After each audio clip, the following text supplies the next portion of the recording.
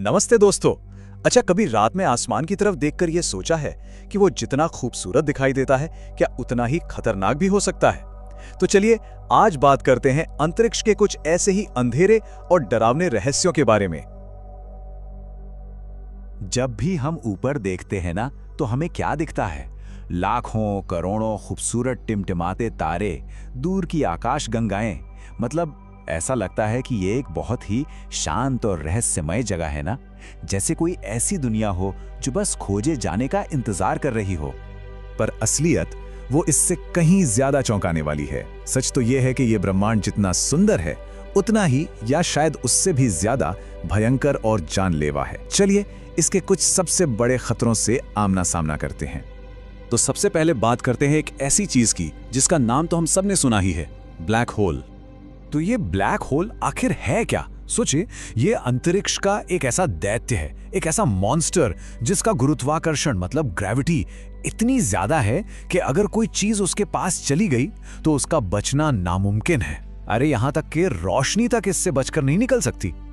अब जो बात इसे असल में डरावना बनाती है वो ये है कि अगर कोई चीज इसके बहुत ज्यादा करीब पहुंच जाए तो उसके साथ होता क्या है।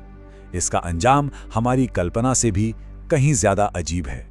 वैज्ञानिक इस प्रोसेस को स्पैगेटिफिकेशन कहते हैं। सोचिए, जैसे ही कोई चीज इसके इवेंट होराइजन के पास पहुंचती है, मतलब वो पॉइंट जहां से वापसी का कोई रास्ता नहीं, ब्लैक होल की जबरदस्त ग्रेविटी उसे खींचना शुरू कर देती है।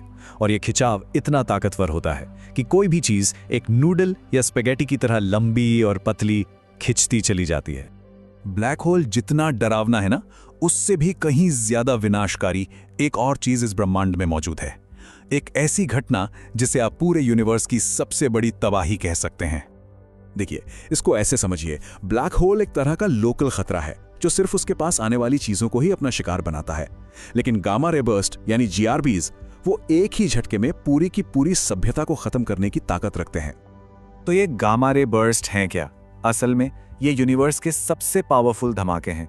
ये तब होते हैं जब कोई बहुत बहुत बड़ा तारा अपनी जिंदगी पूरी करके अपने ही अंदर ढह जाता है। इस प्रोसेस में वो अपनी सारी एनर्जी एक लेजर जैसी पतली लेकिन बेहद शक्तिशाली किरण में छोड़ता है। इस किरण की ताकत का अंदाजा लगाना भी मुश्किल है। अगर इसकी दिशा हमारी पृथ्वी की तरफ हो गई ना, तो ये हजारों प्रकाश वर्ष दूर से भी हमारे ग्रह पर जिंदगी का नामो निशान मिटा सकती है। अच्छी बात बस ये है कि ऐसी घटनाएं बहुत कम होती हैं, पर नामुमकिन बिल्कुल नहीं। ये सब सोचने पर मजबूर करता है ना, कि इस विशाल अंतहीन अंधेरे में हम इंसान कितने छोटे और कितने अकेले हैं। इन ब्रह्मांडीय ताकतों के सामने हमारी कोई हैसियत ही नहीं है। अच्छा, ब्लैक होल और गामा रे बर्स्ट जैसी बड़ी बड़ी आपदाओं के अलावा भी अंतरिक्ष में तो सचमुच हर कदम पर खतरा है। ये वो खतरे हैं जो वहां हमेशा मौजूद रहते हैं और हर अंतरिक्ष यात्री को इनका सामना करना पड़ता है। इन खतरों में सबसे पहले आता है अंतरिक्ष का वैक्यूम, जहां कोई हवा ही नहीं है। फिर है सूरज और दूसरे तारों से आने वाला जानलेवा रेडिएशन। और हाँ, एक खतरा हमारा अपना बनाया हुआ भी है, अंतरिक्ष का कबाड़। जरा सोचिए, अगर कोई बिना स्पेस सूट के अंतरिक्ष के वैक्यूम में चला जाए तो मौत बस कुछ पलों में ही हो जाएगी, और वो भी बहुत भयानक। शरीर के अंदर का प्रेशर उसे गुब्बारे की तरह फुला देगा, और सांस लेने के लिए तो हवा है ही नहीं। और हाँ, अंतरिक्ष के कबाड़ को हल्के में बिल्कुल मत लेना।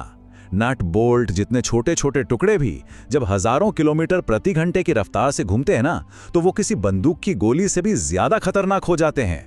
ये हमारे कीमती सैटेलाइट्स और स्पेसक्राफ्ट को एक ही पल में तबाह कर सकते हैं।